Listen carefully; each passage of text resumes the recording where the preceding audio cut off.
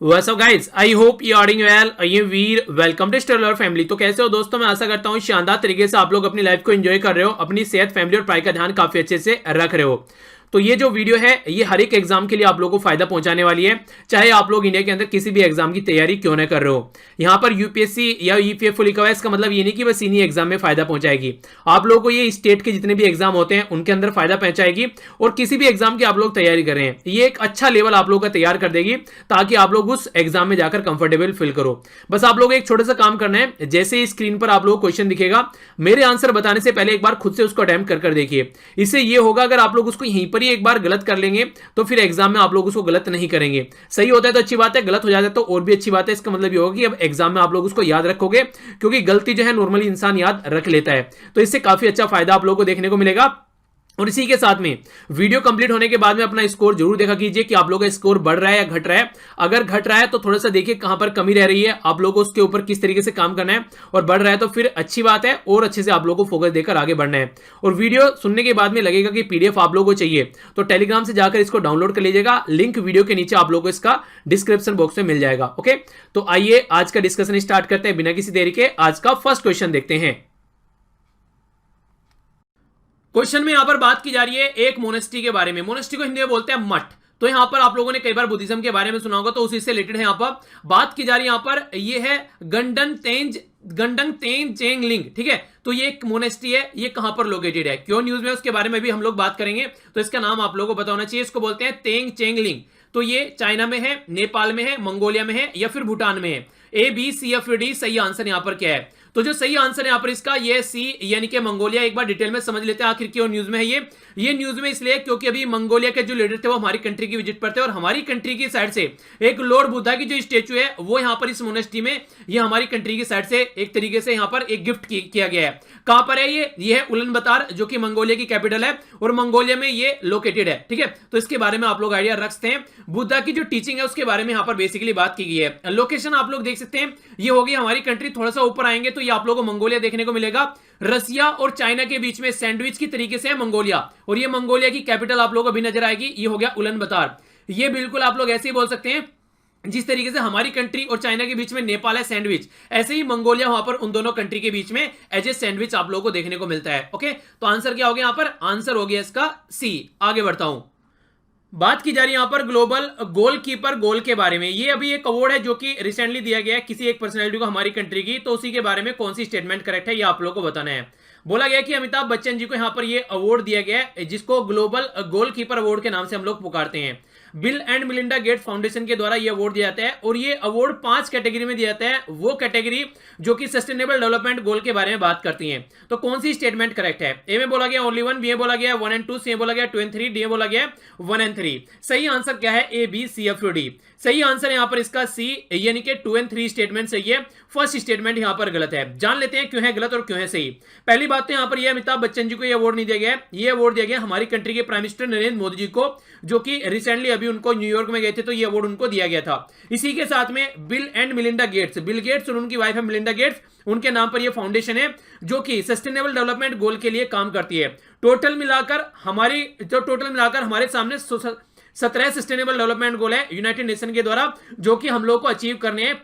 कैसे गरीबी मिटानी है, कैसे भुखमरी मिटानी है, कैसे अच्छी हेल्थ और एजुकेशन की बात करते हैं, तो ये टोटल मिलाकर 17 गोल हैं, जिनके बारे में आप लोग आइडिया रख सकते हैं। बाकी ये 5 कैटेगरी में दिया जाता है, जैसे प्रोग्रेस हो गया, चेंज मेकर कोई है, कंपेन चला रहा है, इसी के साथ में अगर कोई गोल कीपर्स वॉइस उठा रहा है, इसी के साथ में ग्लोबल गोल कीपर का काम कर रहा है, यानी कि किस तरीके से सोसाइटी को अच्छा बना रहा है, तो उसकी कैटेगरी में आता है। तो आंसर क्या हुआ? आंसर सी हो गया। आगे बढ़ता हूं।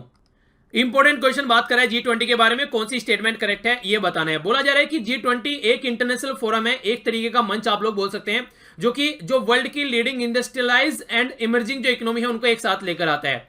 दूसरी स्टेटमेंट बोला गया है कि मेंबर है Canada, France, Germany, Italy, Japan. तो ये तो आप लोगों को वैसे भी याद नहीं रखने हैं, और कोई इतने लंबे अगर मेंबर का नाम देगा तो कॉमन सेंस से भी आप लोग उसको बोल सकते हैं कि ये स्टेटमेंट तो सही होगी। ठीक है, नेक्स्ट यहां पर बात की जा रही है जो फोरम है फाइनेंस मिनिस्टर, यहां पर ये जो फोरम है जो मंच है ये जो कंट्री है उनके फाइनेंस मिनिस्टर का खासकर G20 की जो इकोनॉमी है उनका एक तरीके का मंच है ये। कौन सी स्टेटमेंट करेक्ट है? ए में बोला गया ओनली 1, बी में बोला गया 1 and 2, सी में बोला गया 2 and 3, डी में बोला गया 1 and 3। सही आंसर क्या है? A B C F D. तो जो सही आंसर है यहां पर ये इसका बी, यानी कि फर्स्ट और सेकंड स्टेटमेंट सही है। तो यहां पर ये जो इमर्जिंग इकोनॉमी और इंडस्ट्रियल जो इकोनॉमी है एक तरीके से उनका एक मंच है। इसी के साथ में कंट्री तो G20 आप लोगों को पता ही है, यहां पर G20 टोटल जो कंट्री है ये उनका एक मंच है। तो अगर इस तरीके से बहुत सारी कंट्री के नाम दे रखे हैं तो समझ जाइए वो स्टेटमेंट सही होगी, तो कंफ्यूजन में आने की आप लोगों को जरूरत नहीं है। दूसरी बात बोला गया यहां पर जो 20 मेजर इकोनॉमी है, तो यहां पर फाइनेंस मिनिस्टर की बात की जा रही है तो गलत है यहां पर ये। तो ये जो है जो फोरम है यहां पर ये गवर्नमेंट्स और जो सेंट्रल बैंक के गवर्नर होते हैं उनके लिए यहां पर ये जो फोरम का काम करता है। ठीक है, कैसे स्टडी करनी है, रिव्यू करना है, प्रमोट करना है, जो डिस्कशन करना है पॉलिसी से रिलेटेड जो हमारी कंट्री में और इंटरनेशनल लेवल पर जो किस तरीके से इंटरनेशनल फाइनेंशियल स्टेबिलिटी लेकर आनी है ताकि इकोनॉमी जो है ढंग से काम करती रहे, ये तमाम मुद्दे यहां पर डिस्कस किए जाते हैं। ठीक है, तो ये काफी इंपॉर्टेंट है, इसके बारे में आप लोग आइडिया रख सकते हैं। तो आंसर यहां पर इसका बी हो गया। आगे बढ़ता हूं, नेक्स्ट क्वेश्चन देखते हैं कौन इसका आंसर सही करता है। बात की जा रही है इंटरनेशनल डे ऑफ पीस के बारे में, तो इसके बारे में बोला जा रहा है कि जो थीम है यहां पर 2018 की ये क्लाइमेट एक्शन फॉर पीस बोला गया, स्टेब्लिश किया गया था 1981 में यूनाइटेड नेशन के रिजोल्यूशन के द्वारा ताकि ग्लोबली जो ऑल ह्यूमैनिटी है उनके लिए पीस की बात की जा सके और किस तरीके से जो प्रॉब्लम है उनका सॉल्यूशन निकाल के हम एक अच्छा एक कल्चर जो खासकर ऐसी बिल्डिंग कर सके जो कि पीस के ऊपर डिपेंड हो। कौन सी स्टेटमेंट ट्रू है? ए में बोला गया ओनली 1, बी में बोला गया ओनली 2, सी में बोला गया बोथ 1 and 2, डी में बोला गया नन ऑफ द अबव। सही आंसर क्या है? A B C F D. सही आंसर यहां पर इसका बी, यानी कि सेकंड स्टेटमेंट बिल्कुल सही है। सेकंड स्टेटमेंट सही है, फर्स्ट स्टेटमेंट गलत है। छोटी सी माइन्यूट सी इंफॉर्मेशन गलत है यहां पर, यह है 2019 आना था, यहां पर 18 दे रखा है। तो आप लोग जल्दी जल्दी में क्या करते हैं, पढ़कर गलत निकल जाते हैं स्टेटमेंट को और फिर पता चलता है कि ये क्या हो गया। तो क्लाइमेट एक्शन फॉर पीस ये 2019 की थीम है, यहां पर 18 की थीम नहीं है। 1981 में यहां पर इसको एस्टेब्लिश किया गया था और किस दिन सेलिब्रेट करते हैं? ये सेलिब्रेट करते हैं 21 सितंबर को। तो ये डेट आप लोग जरूर याद रखिएगा। ओके, वैसे सारी चीजें मैं ऑलरेडी आप लोगों से डिस्कस करके चल रहा हूं नैनो मैगजीन में, तो आप लोग याद रखते हैं। तो आंसर यहां पर इसका बी हो गया। इंपॉर्टेंट क्वेश्चन वुमेन के बारे में बात कर रहा है, इमरजेंसी रेस्पॉन्स सपोर्ट सिस्टम के बारे में। कौन सी स्टेटमेंट करेक्ट है ये पूछ रहा है। बोला है कि जो इमरजेंसी रेस्पॉन्स जो सपोर्ट सिस्टम है यहां पर ये की प्रोजेक्ट है नीति आयोग का। बोला जा रहा है कि जो फंड यहां से इसके लिए आएगा ये निर्भया फंड से इसका फंड इकट्ठा किया जाएगा, इसके बेस खर्चा किया जाएगा यहां से। ये जो यहां पर एक बहुत इंपॉर्टेंट रोल प्ले करता है यहां पर मिटिगेट करने के लिए या फिर प्रिवेंट करने के लिए, रोकने के लिए या फिर जो हो चुके हैं उनको कम करने के लिए, उनका इंपैक्ट जो क्राइम एक्टिविटीज होते हैं खासकर स्पेशली वुमेन और बच्चों के खिलाफ। करेक्ट स्टेटमेंट क्या है? ए में बोला गया 1 and 2, बी में बोला गया 2 and 3, सी में बोला गया 1 and 3, डी में बोला गया ऑल ऑफ द अबव। सही आंसर क्या है? A B C F D. सही आंसर यहां पर इसका बी, यानी कि सेकंड और थर्ड स्टेटमेंट बिल्कुल सही है, फर्स्ट स्टेटमेंट गलत है। रीजन क्या है? रीजन ये नीति आयोग का प्रोजेक्ट नहीं है, ये है हमारी कंट्री में होम मिनिस्ट्री का प्रोजेक्ट। जब निर्भया फंड आया यहां पर हमारी कंट्री में 2012 का जो रेप केस हुआ उसके बाद में एक फंड बनाया गया जो कि निर्भया फंड के नाम से, कि जो भी खासकर जो वुमेन के खिलाफ अगर कोई क्राइम होना है तो उसके लिए फंड को यूज किया जाएगा। तो खासकर वुमेन की सिक्योरिटी की बात आती है तो निर्भया फंड की बात आती है, तो आप लोग याद रखिएगा। और वुमेन और बच्चों दोनों के बारे में ध्यान रखने की बात की जा रही है, तो उसके लिए अभी रिसेंटली एक इमरजेंसी नंबर भी यहां पर डिक्लेयर किया गया था 112। याद रखिएगा ये एक सिंगल इमरजेंसी नंबर था, अगर कोई यहां पर अगर प्रॉब्लम है तो इसका यूज कर सकता है अगर किसी तरह की कंडीशन यहां पर फंसती है तो आंसर इसका बी हो गया, होम मिनिस्ट्री का प्रोजेक्ट है ये। क्वेश्चन यहां पर बात कर रहा है आदित्य L1 मिशन के बारे में, तो कौन सी स्टेटमेंट करेक्ट है ये पूछा गया है। बोला गया कि Indian space research organisation plan कर रही है यहां पर आदित्य L1 मिशन। तो यहां पर ये आदित्य L1 मिशन इसरो का प्रोजेक्ट है, ये बोला गया है। ये स्टडी करेगा सन की यानी कि सूरज की 2022 में हमारी कंट्री से इसको छोड़ा जाएगा। ये फर्स्ट सोलर मिशन है इंडिया का। करेक्ट स्टेटमेंट क्या है? ए में बोला गया 1 and 2, बी में बोला गया 1 and 3, सी में बोला गया 2 and 3, डी में बोला गया ऑल ऑफ द अबव। सही आंसर क्या है? A B C F D. सही आंसर है यहां पर इसका बी, यानी कि 1 and 3 स्टेटमेंट सही है। हमारी कंट्री की इसरो के द्वारा प्लान किया गया सूरज के लिए मिशन छोड़ने के लिए, तो सन की स्टडी यहां पर की जाएगी और ये हमारी कंट्री का फर्स्ट प्रोजेक्ट है। पर लेकिन जो ये प्रोजेक्ट छोड़ा जाना है, ये प्रोजेक्ट छोड़ा जाना है 2020 में, 2022 यहां पर गलत स्टेटमेंट दे रखी है। ऑब्जेक्टिव ये रहेगा कि जो सन की आउटर मोस्ट जो लेयर है तो उसके यहां पर ये स्टडी करेगा बेसिकली। ठीक है, तो देखते हैं क्या क्या इंफॉर्मेशन यहां पर लेकर आता है। चंद्रयान 2 आप लोग जानते हैं, चंद्रयान फर्स्ट था, चंद्रयान 2 हो गया, अब सूरज की स्टडी करने की बात की जा रही है, तो आंसर यहां पर बी हो गया। हिस्ट्री का क्वेश्चन है यहां पर आप लोगों के सामने बात की जा रही है कि फ्रांस जो थी, जो फ्रांस कंट्री थी वो लास्ट कंट्री थी जो इंडिया में आई थी ट्रेड अपॉर्चुनिटी सर्च करते हुए, यानी कि इससे पहले और भी आ चुके थे हमारी कंट्री में। पुर्तगीज जो थे, पुर्तगीज यहां पर फर्स्ट यूरोपियन कंट्री थी जिनके द्वारा डायरेक्ट सी रूट यहां पर ये कवर किया गया था इंडिया के लिए। ठीक है, तो कौन सी स्टेटमेंट करेक्ट है? ए में बोला गया 1 only, बी में बोला गया 2 only, सी में बोला गया both 1 and 2, डी में बोला गया नन ऑफ द अबव। सही आंसर क्या है? A B C F D. सही आंसर है यहाँ पर इसका सी, यानी कि दोनों स्टेटमेंट करेक्ट है।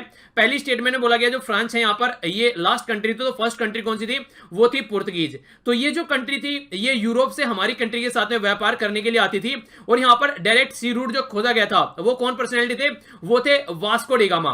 तो वास्को डिगामा जो थे वो थे पुर्तगीज जो कि हमारी कंट्री में पहुंच गए थे, तो हमारी कंट्री में पहुंचे वो उनके द्वारा बोला जाता है कि इंडिया खोजा गया, जबकि इंडिया पहले से था, खोजा नहीं गया, एक रास्ता खोजा गया इंडिया का आने का जो यूरोपियन कंट्री से हमारे यहां पर, ठीक है। तो इंडिया नहीं खोजा गया, इंडिया पहले से ही था वहां पर, ओके। तो ये आंसर है यहां पर इसका सी। आगे चलते हैं, इंपॉर्टेंट क्वेश्चन है, ये एग्जाम में पूछा जा चुका है यूपीएससी के द्वारा, तो देखते हैं क्या स्टेटमेंट यहां पर करेक्ट है। बोला जा रहा है यहां पर जो क्वीन विक्टोरिया के द्वारा प्रोक्लेमेशन किया गया ये 1858 में, यानी कि 1857 की क्रांति के बारे में, तो वो उसके रिलेटेड कौन सी, क्या इसका ऑब्जेक्टिव था ये बताना है। पहले बोला गया कि उन्होंने ये समझाने की कोशिश की गई कि हमारा कोई इच्छा नहीं है कि हम लोग यहाँ के जो राज्य हैं उनको एनेक्स करें, यानी कि अपने कंट्रोल में लेकर आए, ऐसी कोई इंटेंशन नहीं है। दूसरा बोला गया यहाँ पर जो इंडियन एडमिनिस्ट्रेटिव है वो एडमिनिस्ट्रेशन है वो डायरेक्ट ब्रिटिश कंट्रोल में लाया जाएगा। तीसरा बोला गया कि रेगुलेट करने की बात की जा रही थी ईस्ट इंडिया कंपनी का ट्रेड इंडिया के साथ में। सही स्टेटमेंट क्या है, ए में बोला गया 1 और 2, बी में बोला गया 2, सी में बोला गया 1 और 3, डी में बोला गया 1, 2 और 3। तो A B C F D, तो सही आंसर है यहां पर इसका ए, क्योंकि आप लोग कॉमन सेंस से बोल सकते हैं कि आप लोगों को पता होगा कि ईस्ट इंडिया जो कंपनी थी, ईस्ट इंडिया कंपनी को यहां पर इसकी कहानी खत्म की गई 1857 की क्रांति के बाद में, और ईस्ट इंडिया कंपनी की कहानी खत्म करने के बाद में डायरेक्ट जो कंट्रोल आ गया वो किसका आ गया, वो डायरेक्ट कंट्रोल आ गया यहां पर ब्रिटिश गवर्नमेंट का। तो ब्रिटिश गवर्नमेंट का कंट्रोल आ गया, तो फिर यहां पर रेगुलेट थोड़ी ना कर रहा है ट्रेड, तो इसका तो पत्ता कट गया यहां से। अब डायरेक्ट कंट्रोल ब्रिटिश आ गया यहां पर, ना कि ईस्ट इंडिया कंपनी का, तो ये प्राइवेट कंपनी का पत्ता काट दिया गया और ब्रिटिश गवर्नमेंट डायरेक्ट कंट्रोल यहां से करने लगी। और यही समझाने के लिए यहां पर क्वीन विक्टोरिया के द्वारा प्रोक्लेमेशन किया गया कि हमारी कोई मंशा नहीं है कि आप लोगों को प्रेशराइज करना है, आप लोग यहां पर हड़पना है कुछ चीजें, तो वो समझाने की भी कोशिश की गई फिर इनके द्वारा, ठीक है। तो आंसर यहां पर इसका ए हो गया। तो ये क्वेश्चन पूछा जा चुका है, तो इंपॉर्टेंट है, आइडिया होना चाहिए। आगे चलते हैं, ऐसे क्वेश्चन यूपीएससी के बड़े फेवरेट होते हैं, डायरेक्ट क्वेश्चन आप लोग बन जाते हैं। पूछा जा रहा है कि यहां पर एक ट्रेडिशन थी, कल्चर ट्रेडिशन इंडिया में, तो इसके बारे में पूछा जा रहा है। ये भारतीय संस्कृति से रिलेटेड है, जिसका नाम है ये कलारी पट्टू। तो यहां पर ये कलिरे पट्टू जो यहां पर ट्रेडिशन थी, इसका मतलब क्या है, किसके संदर्भ में है ये बोला जा रहा है। यहां पर एंशिएंट भक्ति कल्ट, ये सेविज्म को फॉलो यहां पर बेसिकली कहते थे, साउथ इंडिया में देखने को मिलता था, ठीक है। तो दूसरा बोला जा रहा है यहां पर ये एक तरीका ब्रोंज या फिर ब्रास वर्क था यहां पर, जो कि साउथ इंडिया में जो कोरमंडल वाला एरिया है वहां पर देखने को मिलता था। तीसरा बोला जा रहा है कि डांस ड्रामा था, जो कि खासकर नॉर्दर्न पार्ट ऑफ मालाबार में देखने को मिलता था। ये बोला जा रहा है चौथे ऑप्शन में एंशिएंट मार्शल आर्ट था, और लिविंग ट्रेडिशन थी, जो कि साउथ इंडिया में एक पार्ट में देखने को मिलती थी, ठीक है। सही आंसर क्या है, A B C F D. तो सही आंसर यहां पर इसका डी। तो नाम याद रखिएगा, यह है कलारी पेट्टू, ठीक है। तो ये बेसिकली एक ट्रेडिशन थी जो कि मार्शल आर्ट आप लोग बोल सकते हैं, ठीक है। ये साउथ इंडिया में देखने को मिली आप लोगों को, तो इसके बारे में आइडिया रखते हैं, खासकर केरला वाले रीजन से इसको ओरिजिनेशन इसका माना जाता है, ओके। तो ये क्वेश्चन बन सकता है फ्यूचर में भी, डायरेक्ट स्टेटमेंट है, डी आंसर हो गया। आगे चलता हूं, नेक्स्ट क्वेश्चन ये भी यूपीएससी में पूछा जा चुका है। बात की जा रही है कुछ डांस के बारे में, और फिर उनको राज्य के साथ में आप लोगों को मैच करना है। गरबा गुजरात में सेलिब्रेट किया जाता है, मोहिनीअट्टम उड़ीसा में, नेक्स्ट बोला गया यहां पर यक्षगान कर्नाटक में। सही आंसर क्या है, ए में बोला गया 1 ओनली, बी में बोला गया 2 और 3, सी में बोला गया 1 और 3, डी में बोला गया 1, 2 और 3, A B C F D.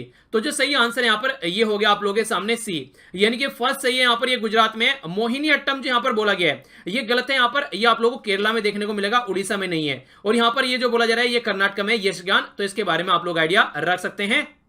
तो आंसर यहां पर इसका सी हो गया।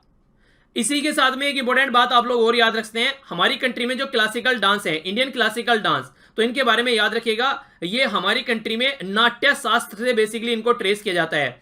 तो कई सारे क्लासिकल डांस है जिनके बारे में आप लोगों को पता होना चाहिए। टोटल मिलाकर हमारी कंट्री में भरतनाट्यम, कथक, कुचिपुड़ी, यहां उड़ीसी, ठीक है, इसी के साथ में कथकली, सतरिया, मणिपुरी, मोहिनीअट्टम, तो टोटल मिलाकर 8 क्लासिकल डांस है हमारी कंट्री में। आप लोगों से कई बार ये मैच करने के लिए भी आ जाता है कि इनको मैच करो कौन से राज्य में कौन सा क्लासिकल डांस आप लोगों को देखने को मिलता है।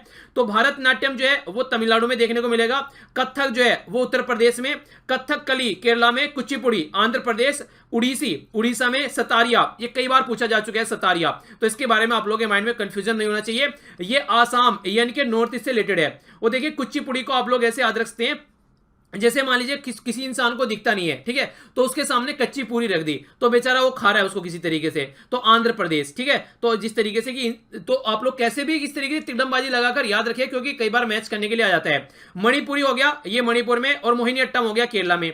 तो इस तरीके से ये सारे जो क्लासिकल डांस है इनके बारे में आप लोगों को पता होना चाहिए। हमारी कंट्री में कौन इनको रिकॉग्नाइज करता है, तो रिकॉग्नाइज करता है इनको संगीत नाटक अकेदमी। संगीत नाटक अकेदमी किसके अंडर में आती है, तो ये आती है मिनिस्ट्री ऑफ कल्चर के अंडर में। तो ये क्वेश्चन आप लोगों से डायरेक्ट बन सकते हैं एग्जाम में, जिनके बारे में आप लोगों को आइडिया होना चाहिए। ओके, तो ये था आज का डिस्कशन। आई होप कि आप लोगों ने एंजॉय किया होगा। नेक्स्ट लेक्चर में आप लोगों को मिलूंगा, तब तक आप लोग अपनी लाइफ को इसी तरीके से एंजॉय करते रहिए। और अगर इस लेक्चर की पीडीएफ आप लोग डाउनलोड करना चाहते हो तो टेलीग्राम से डाउनलोड कर सकते हैं, और मेरे साथ में कनेक्ट रह सकते हैं फेसबुक, इंस्टाग्राम और ट्विटर पर। देखिए, अगर आप लोगों को लगता है ये लेक्चर आप लोगों को फायदा पहुंचा रहा है तो लाइक जरूर किया कीजिए, और इसी के साथ में अगर नहीं फायदा पहुंचा रहा है तो डिसलाइक करने का भी पूरा हक है, पर लेकिन डिसलाइक क्यों किया कमेंट बॉक्स में जरूर बताना। नेक्स्ट लेक्चर में मिलूंगा। बड़ों को नमस्ते, छोटों को प्यार, छोटी सी लाइफ एंजॉय करो यार। तब तक के लिए जय हिंद।